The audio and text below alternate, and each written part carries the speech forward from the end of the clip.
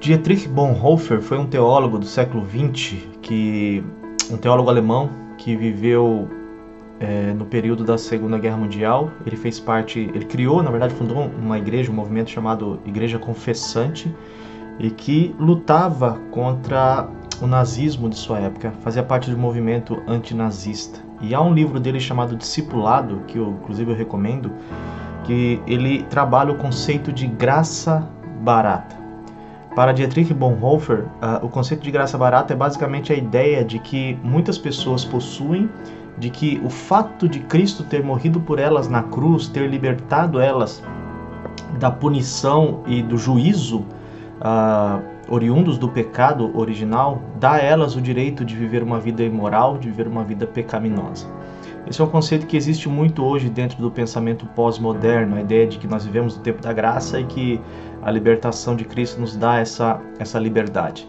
Bom, Paulo trata isso no Novo Testamento, mas estava fazendo uma meditação aqui em Jeremias capítulo 7 e o Senhor trata justamente desse conceito com o povo de Israel.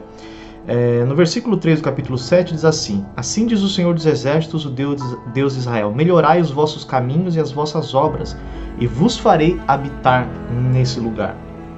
Eles estavam confiando no templo, eles estavam confiando nas alianças que Deus havia feito com Abraão, que Deus havia feito com Noé, que Deus havia feito com os seus pais no passado, e estavam confiando no que Deus havia feito por intermédio de Moisés, libertando o povo da terra do Egito e levando até a terra prometida. Eles achavam que isso lhes daria o direito de fazer e praticar aberrações dentro do templo do Senhor. Mas Deus convoca o povo a melhorar as suas obras.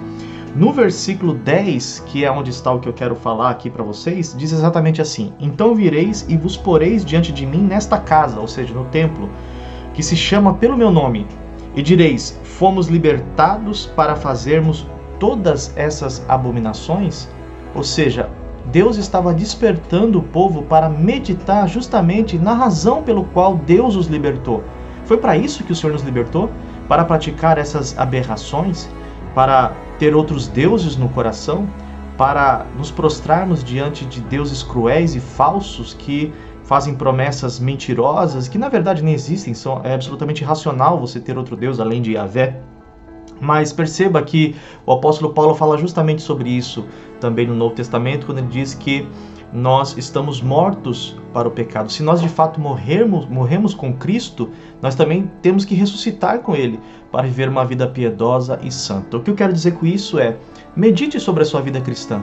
Será que realmente você e eu, nós temos dado evidências de que Cristo morreu por nós e de que de fato fomos libertos do Egito? O mesmo Deus que predestina para os fins, Ele predestina os meios. A vida de santidade é uma evidência daqueles que de fato são eleitos. O próprio apóstolo Paulo diz aos Efésios que as boas obras Deus preparou de antemão para que nós andássemos nelas. Então, pense sobre isso. Que Deus abençoe aí o seu dia.